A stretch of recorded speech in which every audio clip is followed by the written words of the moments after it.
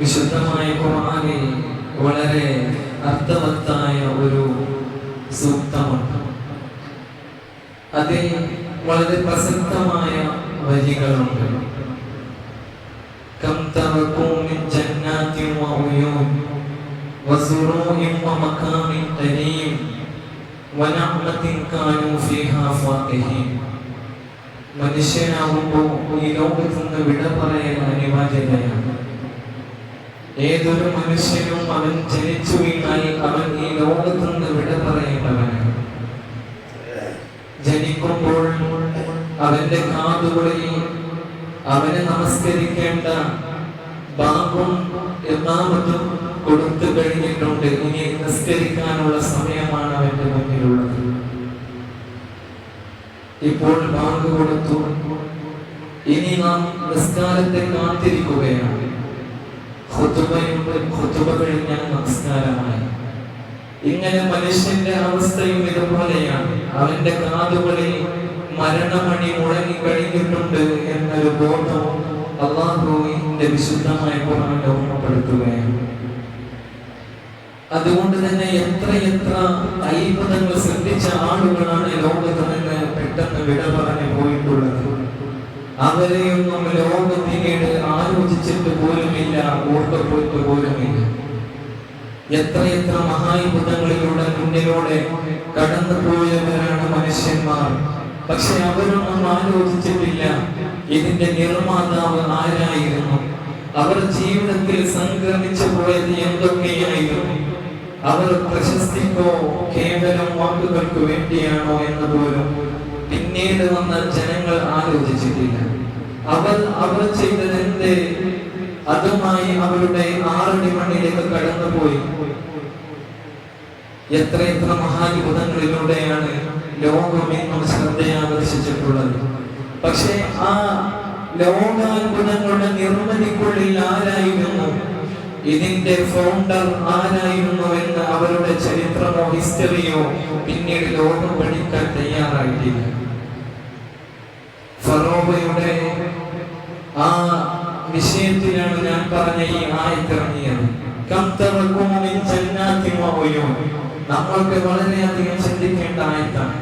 എത്രയെത്ര മണിമാളികകളും സൗധങ്ങളുമാണ് തയ്യാറാക്കി വെച്ചത്. ആര്? റാസസ് രണ്ടാമനെന്ന് ലോകം പിന്നീട് വിശേഷിപ്പിച്ച ഫറോവ ഫിർഔൻ. ഒന്നുമല്ലാതെ കടന്നു പോകേണ്ടി വന്നില്ല. അദ്ദേഹത്തിന് വലിയ സ്ഥാനമുണ്ടായിരുന്നു. ഫറോവമാരിൽ റാസസ് രണ്ടാമൻ എന്നെടുത്തു പറഞ്ഞാൽ ഇന്നും ആ റാസസ്മാരിൽ ഏറ്റവും പ്രശസ്തിയുള്ള ആളായിരുന്നു ഫിർഔൻ. അദ്ദേഹത്തിന് ഒരുപാട് അനുഗ്രഹങ്ങൾ നൽകി. അതിലെല്ലാം അദ്ദേഹം വിരാജിതനായിരുന്നു. അല്ലാഹുവിന്റെ ഖുർആൻ പറയുകയാണ്, ഇതുപോലെ തന്നെ ഒരു കാലം കഴിഞ്ഞാൽ വേറെയും ഒരുപാട് ആളുകൾ കടന്നു പോകും. പക്ഷേ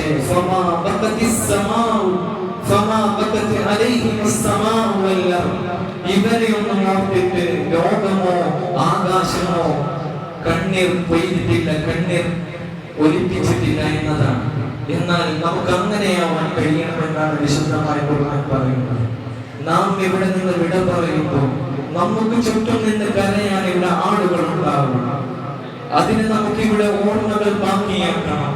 ഇത് ഒരു ജീവിതമല്ല, മറിച്ച് നമ്മുടെ പിന്തലമുറക്കാർക്ക് പോലും ഓർക്കാനുള്ള ഒരു അവസരമായി കണ്ണീർ ഒരു ഓർമ്മയായി മാറാൻ നമുക്ക് സാധിക്കണം. അങ്ങനെ എത്രയെത്ര ഉദാഹരണങ്ങളെ എടുത്ത് പറയാൻ സാധിക്കും. വളരെ അപൂർവമാണ്. വളരെയധികം പ്രശസ്തരായ ആളുകൾ ഉണ്ടായിരുന്നു.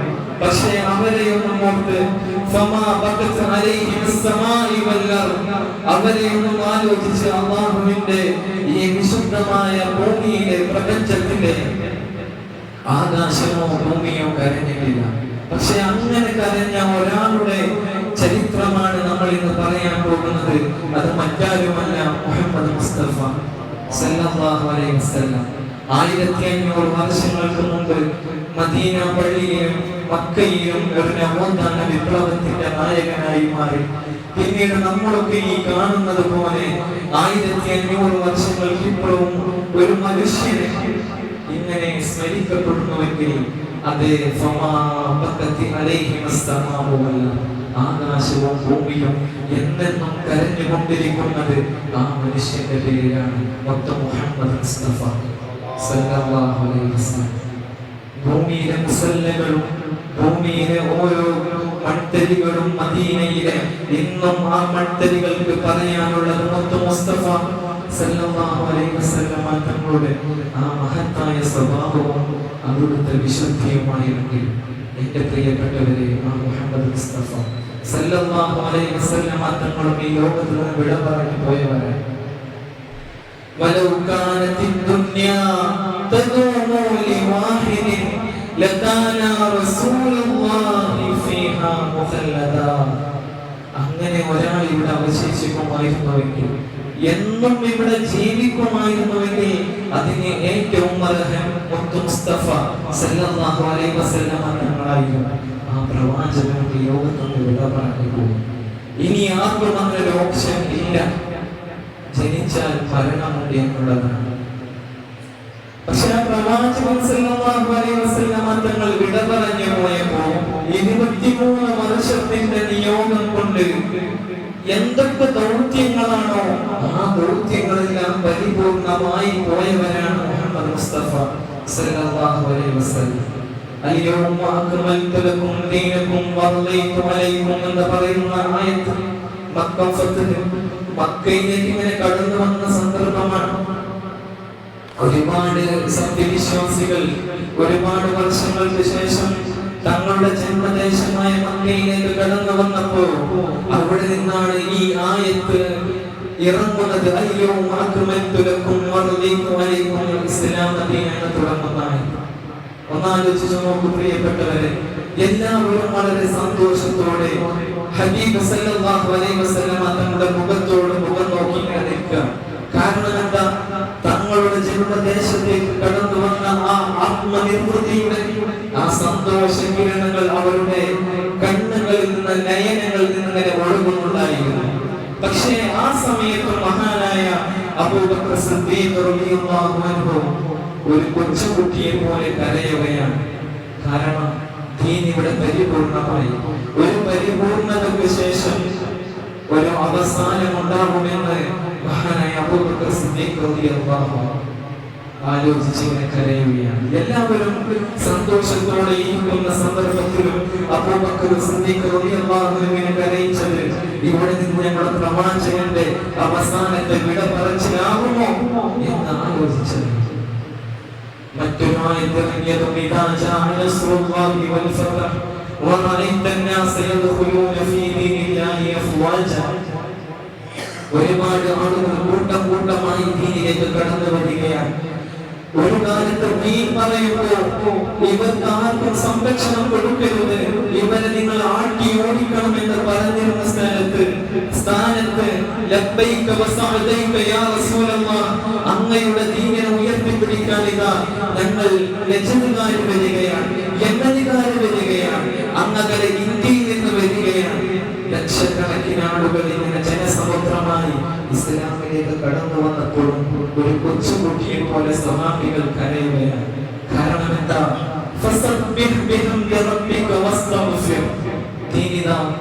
പരിപൂർണമാവുകയാണ്. ഇനി ഇവിടെ ഒരു നിയോഗം നടക്കാനിരിക്കുന്നുണ്ട്. അത് മുസ്തഫ സല്ലല്ലാഹു അലൈഹി വസല്ലം തങ്ങളുടെ നിയോഗം. 23 വർഷങ്ങൾ കൊണ്ട് ഒരു കാട്ടാള സമൂഹത്തെ തന്നിലേക്ക് അടുപ്പിച്ച് നിങ്ങൾക്കിടയിൽ ചിത്രത പാടില്ല, സ്ത്രീകൾക്ക് അവരുടെ സ്ഥാനം നൽകണം. ഇങ്ങനെയൊക്കെ ഒരു 23 വർഷങ്ങൾക്കിടയിൽ ഒരു പ്രവാചകൻ ഇങ്ങനെ പറഞ്ഞു കൊടുത്തതിന്റെ ഒരു ആത്മീയ നിർവൃത്തിയിലായിരുന്ന സ്വഹാബികൾ. അപ്പോഴാണ് നാം തുടങ്ങി വെച്ച ആയത്ത് تلك الدار الآخرة نجعلها للذين لا يريدون علوا في الأرض ولا فسادا. നമ്മൾ ഈ ഭൂമിയിലേക്ക് വന്നത് വെറും ഒരു സന്ദർശകരായിട്ടാണ്.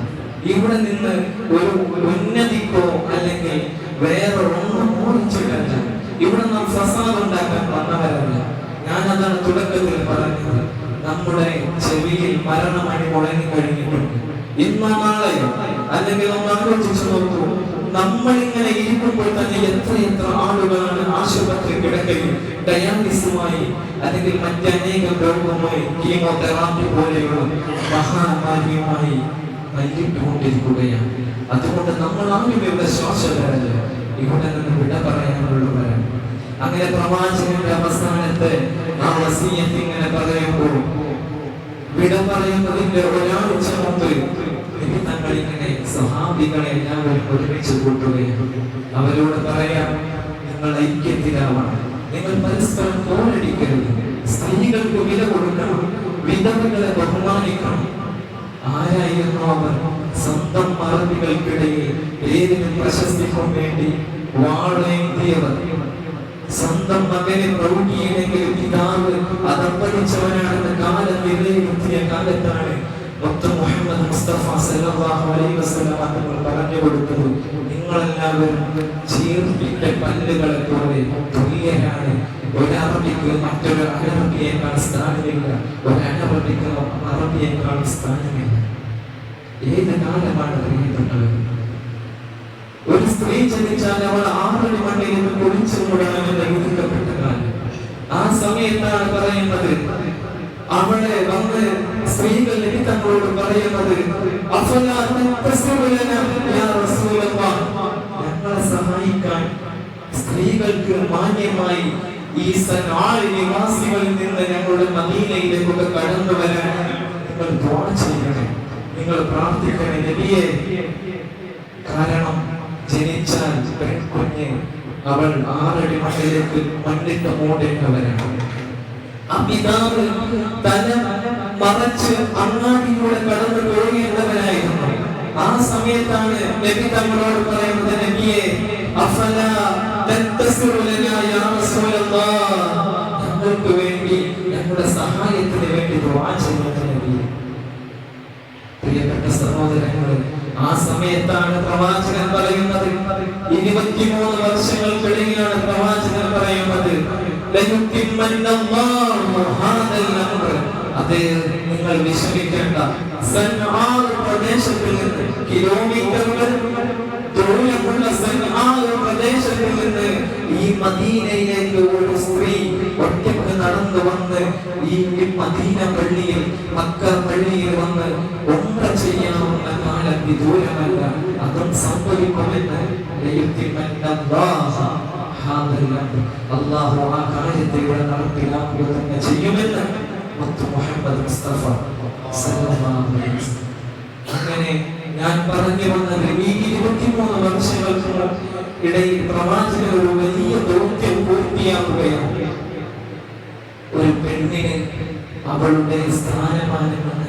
ഇത് നമ്മൾ പറയുമ്പോൾ കഴിഞ്ഞ യൂപിഎ ഗവൺമെന്റിന്റെ സ്ഥാനത്ത്, യൂപിഎ ഗവൺമെന്റ് ഭരിക്കുന്ന സമയത്താണ് ഒരു ഹിന്ദു മരണപ്പെട്ടാൽ അവളുടെ മകൾക്ക് സ്വത്തവകാശം നൽകണമെന്ന് നിയമം പുറപ്പെടുവിക്കുന്നത് ഈ 21ാം നൂറ്റാണ്ടിലാണ്. പക്ഷേ ആ 15 നൂറ്റാണ്ടുകൾക്ക് മുമ്പ് ഒരു പ്രവാചകൻ തന്റെ മതത്തിന്റെ ലിപികളിൽ എഴുതി വെച്ചത്, ഒരു ഭർത്താവ് മരണപ്പെട്ടാലോ അല്ലെങ്കിൽ ഒരു പിതാവ് മരണപ്പെട്ടാലോ ആ സ്വത്തിന്റെ അനന്തരാവകാശം ആ സ്ത്രീക്കും അർഹതപ്പെട്ടതാണ്, അവകാശപ്പെട്ടതാണ് എന്നായിരുന്നു. കാലം എത്ര കഴിഞ്ഞാലും വിശുദ്ധ പ്രവാചകന്റെ ആ ചരിത്ര ലിപികൾക്ക് സ്ഥാനമുണ്ട് എന്നാണ് നാം മനസ്സിലാക്കേണ്ടത്. അതുകൊണ്ടാണ് ആനി ബസന്റ് പോലും പ്രവാചകനെ അങ്ങനെ തന്നെയാണ് വിശേഷിപ്പിച്ചത്. ഇസ്ലാമിൽ എത്ര സ്ത്രീ സ്വാതന്ത്ര്യമില്ല എന്ന് 40 മുക്കറയിട്ട് പറഞ്ഞാലും അവരോടൊക്കെ സയൻസും ഇസ്ലാം പ്രതിവചിക്കുന്നത് അങ്ങനെയാണ്. ആനി ബസന്റ് ലോകം കണ്ട വലിയ വിശ്വയെഴുത്തുകാരനാണ്. അദ്ദേഹം പറഞ്ഞത്, the women in Islam are protected the any faith which it is monogamy. ഏത് സമൂഹത്തിൽ ജീവിക്കുന്ന സ്ത്രീകളായാണ് ഇവിടെ ഒരു ഭാര്യയാണ് ഉത്തമം, ഒരു വൈഫാണ് ഉത്തമം എന്ന് പറഞ്ഞു നൽകുന്ന സമൂഹത്തിലും ആ അവർ മാനിക്കുന്ന സമൂഹത്തിലെ സ്ത്രീകളെക്കാൾ പരിഗണന ഇവിടെ ഇസ്ലാം നിയമമാക്കിയ 4 സ്ത്രീ വരെ വിവാഹം കഴിക്കാമെന്ന് പറഞ്ഞ സമൂഹത്തിലെ സ്ത്രീകൾക്കാണ് എന്ന് ആനി ബസന്റ്, ഞാൻ അദ്ദേഹത്തെ വലിയ ആളായി എടുത്തു പറയുകയാണ്. പക്ഷെ ചരിത്രം പഠിച്ചവർക്കും പഠിക്കുന്നവർക്കും എക്കാലവും ഇസ്ലാമിന്റെ ദാർശനികതയിൽ അത്ഭുതമുണ്ട്, അത് വ്യത്യസ്തമാണ് എന്ന് നാം മനസ്സിലാക്കുന്നത്. അങ്ങനെ നിമിത്തങ്ങൾ ഇവിടെ പറയുന്ന സ്വന്തം ആ തിങ്കളാഴ്ച 12-ന്റെ അന്ന് മഹാനായ പ്രവാചകൻ സല്ലല്ലാഹു അലൈഹി വസല്ലം തങ്ങൾ ഒരു നെടുവീർപ്പോടെ താൻ ആരെയാണോ ഇമാമ നിർത്തിയ അബൂബക്കർ സിദ്ദീഖ് റളിയല്ലാഹു അൻഹു, ആ അബൂബക്കർ സിദ്ദീഖ് റളിയല്ലാഹു അൻഹു ഇങ്ങനെ ആ മദീന പള്ളിയിൽ ഇങ്ങനെ സുബഹി നമസ്കാരത്തിന് നേതൃത്വം നൽകുകയാണ്. അവിടെ നിന്ന് ആയിഷ ബീവിയുടെ വീടിന്റെ ആ ജനാലയുടെ കർട്ടൻ നീക്കിയിട്ട് ഇങ്ങനെ പ്രവാചകൻ ഇങ്ങനെ നോക്കുമ്പോൾ ചരിത്രം പറയുന്നത്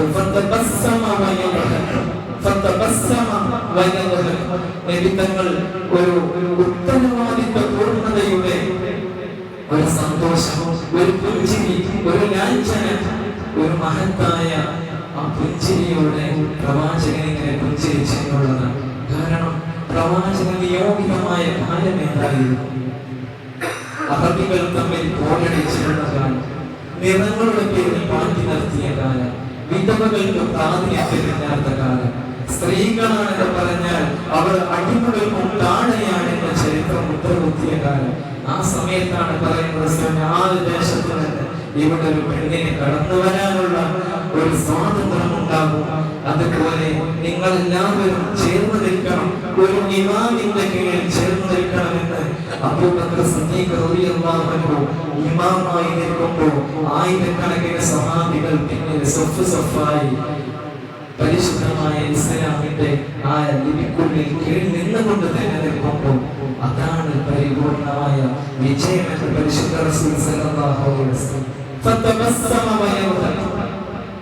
അത്രത്തോളം ഒരു ആകാംക്ഷപൂർണതയുടെ വിജയത്തോടെ നിമിത്തങ്ങൾ പുഞ്ചിരിയോടെ ഇങ്ങനെ അവർക്ക് മുന്നിൽ പുഞ്ചിരിച്ചു. കാരണം നിമിത്തങ്ങളുടെ അവസാന സമയമാണ്. ഇനി എന്തെങ്കിലും ബാക്കിയുണ്ടോ? ഈ ലോകത്ത് എന്തെങ്കിലും അവശേഷിക്കുന്നുണ്ടോ? ഇല്ല, എല്ലാം പരിപൂർണമായി. ഇനി ഇതാ നാം ഓടി വെച്ചതുപോലെ ആകാശവും ഭൂമിയും കരയാൻ പോവുകയാണ്. ഒരു പ്രവാചകൻ വിട പറഞ്ഞതിന്റെ പേരിൽ അത് ഖിയാമത്ത് നാൾ വരെ തുടർന്നുകൊണ്ടിരിക്കും. എന്റെ പ്രിയപ്പെട്ടവരെ, അതാണ് MC നാരായണൻ എന്ന് പറയുന്ന കേരളത്തിലെ വിശ്വകവി പോലും വർഷങ്ങൾക്ക് മുമ്പ് പറഞ്ഞു വെച്ചത് അമ്പേ തിരുവയസ്സമ്പതും പിന്നീടൊരമ്പതും നാലും തികഞ്ഞ നാളിൽ ചന്ദ്രവാരശോഭിച്ച ചന്ദ്രനാഹത്തോയസ്തമിച്ചു. എന്താണ് പറഞ്ഞത്? അമ്പി തിരുവയസ്സമ്പതും. അമ്പി എന്ന് പറഞ്ഞാൽ ആരംഭപൂർവമായ മുഹമ്മദ് മുസ്തഫ സല്ലല്ലാഹു അലൈഹി വസല്ലം തങ്ങളിൽ തിരുവയസ്സമ്പതും വയസ്സ് 50 പിന്നീട് ഒരു 9 പിന്നീട് 9 നാലും തികഞ്ഞ നാളിൽ 63 വയസ്സ്.